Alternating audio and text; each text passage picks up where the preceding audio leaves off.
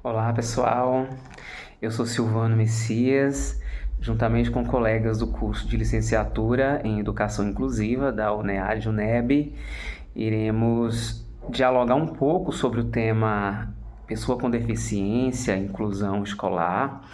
As reflexões aqui apresentadas neste vídeo emergem de nossas leituras do texto intitulado Pessoa com Deficiência, Estigma e Identidade. É um artigo publicado na revista FAEB, Educação e Contemporaneidade, né? Qualquer um pode acessar facilmente. Bem, as autoras nesse texto buscam responder uma pergunta muito interessante, né? Após décadas de educação inclusiva no Brasil, ainda existe preconceito ou estigma com a pessoa com deficiência, né? Então, utilizando a netnografia como metodologia de pesquisa, porque a coleta de dados se deu em ambientes virtuais, né? A partir da análise de vídeos disponíveis no YouTube, as autoras afirmam que sim, né? Infelizmente o preconceito e estigmas com a pessoa com deficiência ainda é uma triste realidade, por mais que nos últimos anos tenhamos avançado em termos de políticas públicas, em termos de educação inclusiva, né, em termos de discussões sobre diferentes questões ligadas ao campo da diversidade e da inclusão. Quando a gente acessa os diferentes ambientes virtuais, e eu vou citar aqui o Instagram, né, como exemplo, porque é uma das redes sociais mundialmente mais acessadas no momento, a gente se depara com muitas postagens, comentários, vídeos carregados de estereótipos, de preconceitos, de estigmas em relação às pessoas com deficiência, né? Como pontuam as autoras nesse texto, as pessoas com deficiência comumente aparecem representadas nas diferentes mídias de forma ridicularizada, de forma desrespeitosa. É muito comum encontrarmos nesses espaços postagens em tons de piadas, muitos discursos excludentes, capacitistas, ou seja, são manifestações em rede que evidenciam preconceitos, estereótipos circulantes entre nós e que estão aí enraizados na cultura e sendo reproduzidos há séculos. No texto, as autoras falam de várias questões, mas nesse momento eu gostaria de frisar uma questão específica que elas não aprofundam, apenas situam, né? E trata-se da questão da inclusão escolar. É importante a gente ressaltar que a entrada da pessoa com deficiência na escola, na universidade, não é por si só um fator de inclusão. Né? Apenas realizar a matrícula de um estudante com deficiência numa instituição de ensino e esta instituição abrir as portas para que esse sujeito adentre os espaços, não representa por si só inclusão, né? Incluir não é simplesmente inserir. Para que haja de fato inclusão, é preciso oferecer condições para que os estudantes com deficiência tenham oportunidades de adquirir conhecimentos, né? De se desenvolver culturalmente, mas para que isso aconteça, a gente precisa, enquanto cidadãos, enquanto instituições de ensino, pensar em estratégias para combater os estereótipos e os preconceitos associados às pessoas com deficiência, como bem pontuam as autoras nesse texto. E para continuar esse diálogo, eu gostaria de passar a palavra para Edjane, né, que vai falar um pouco sobre os impactos do capacitismo nas relações sociais. Na sequência, Ivan falará um pouco sobre como a escola pode contribuir para uma educação inclusiva, visando, né, a inclusão social das pessoas com deficiência. Edjane, é com você. A deficiência como uma questão social e os impactos do capacitismo nas relações sociais. A deficiência, como sempre, foi presente na história da humanidade, porém nem sempre foi vislumbrada sobre ótica social. Muitas vezes as pessoas com deficiência foram marginalizadas e excluídas da sociedade devido ao preconceito e estigma enraizado na cultura. O capacitismo, que é a discriminação baseada na capacidade física ou mental, influencia diretamente nas relações sociais, reforçando padrões que privilegiam a chamada normalidade e desconsidera a diversidade humana.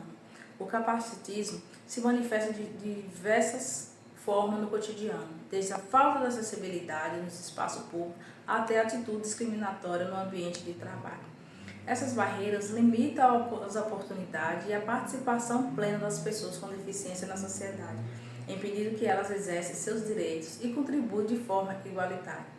Para combater o capacitismo e promover uma sociedade mais inclusiva, é fundamental desconstruir os estereótipos e preconceitos associados à deficiência, fomentando o respeito à diversidade e a valorização das habilidades de cada indivíduo.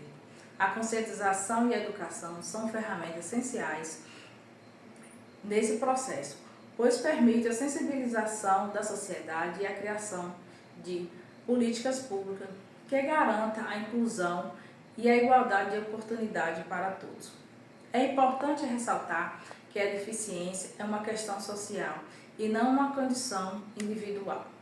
Portanto, cabe a todos nós refletir sobre nossas atitudes e contribuir para a construção de uma sociedade mais justa e igualitária, onde a diversidade seja celebrada e respeitada em todas as suas formas.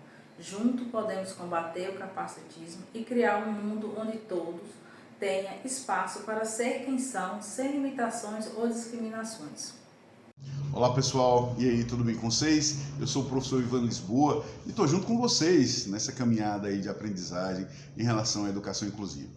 Eu e meu grupo, a gente tem discutido bastante em relação a como a escola pode se tornar inclusiva. O que é uma escola inclusiva, né? A gente sabe que a escola inclusiva não é só aquela escola que matricula alunos com necessidades especiais. A escola inclusiva é aquela escola que ela passa por uma modificação grande, ela muda a sua cultura, ela muda a sua proposta pedagógica, ela muda a sua estrutura física, então ela se reinventa para poder atender esses alunos e com certeza dar propulsão a esses alunos. Nós elencamos aqui, pessoal, alguns aspectos, alguns pontos que a gente achou de fundamental importância para que a escola ela se torne de verdade um espaço de inclusão. Primeira coisa que a gente acha importante é o desenvolvimento de uma cultura inclusiva, ou seja, uma cultura que promova a diversidade, que promova o respeito mútuo, que respeite as diferenças de cada um. Outra coisa também é a formação de professores. A gente não pode matricular alunos com necessidades especiais e não instrumentalizar esses professores. É importante que eles saibam o que estão fazendo e como fazer. É importante que eles tenham ferramentas para adaptar a sua ação pedagógica, a sua prática pedagógica à necessidade desses alunos. Outro ponto é a adaptação curricular. É importantíssimo que o currículo ele seja flexível e adaptado às necessidades de aprendizado de todos os alunos, incluindo também aqueles com deficiências e dificuldades específicas, não é isso? Outro ponto seria a questão da acessibilidade. A escola ela tem que garantir rampas, banheiros adaptados, sinalização adequada, enfim, recursos em que o aluno não se sinta limitado naquele espaço, né? Outro ponto seria a questão da colaboração com profissionais especializados. É importante que a escola ela tenha contato com psicólogos, com terapeutas educacionais, né, com fonoaudiólogos, profissionais que vão oferecer um suporte individualizado para esses alunos e também para os professores em conjuntos, a fim de ajudá-los na mediação com esses alunos. Outro importante ponto é a questão do estímulo à participação de todos. É importante que a comunidade ela esteja presente, né? É importante que todo mundo esteja voltado para isso, sabendo que a escola é um espaço de todos e todos são responsáveis pelo seu sucesso, né? Outra coisa também, por último, seria uma avaliação inclusiva. Uma avaliação, pessoal, em que todo mundo possa mostrar o seu conhecimento, possa mostrar o seu desenvolvimento, né? Ou seja, eu vou procurar avaliar de maneiras diversas, de maneiras apropriadas, de acordo com a necessidade de cada um, né? Não podemos, de forma alguma, perder de vista a questão de que a escola inclusiva é aquela escola que vai oferecer espaço para todo mundo tem vez e voz. A gente precisa que esse espaço ele seja um ambiente acolhedor, um ambiente respeitoso e principalmente um ambiente enriquecedor. Muito obrigado a vocês e até a próxima. É isso, minha gente. E para finalizar, julgamos importantíssimo conhecermos a história da educação inclusiva no Brasil, conhecermos os dispositivos legais, os direitos das pessoas com deficiência, para então atuarmos de maneira consciente no espaço político, no espaço social, denunciando os casos de preconceitos, os casos de injustiças. Nós sabemos que as pessoas com deficiência foram historicamente marginalizadas e excluídas de diferentes espaços sociais, continuam sendo, né? E é nosso papel enquanto professores, enquanto cidadãos, enquanto instituições de ensino, possibilitar que as pessoas com deficiência desfrutem de seus direitos, possibilitar que as pessoas com deficiência tenham acesso à vida social, à vida política, à vida econômica, à vida escolar, universitária, né? Como meus colegas Ivan e Edjane pontuaram, precisamos desconstruir preconceitos, desconstruir estereótipos associados à deficiência, combater o capacitismo, promover uma educação mais inclusiva, visando uma sociedade mais inclusiva.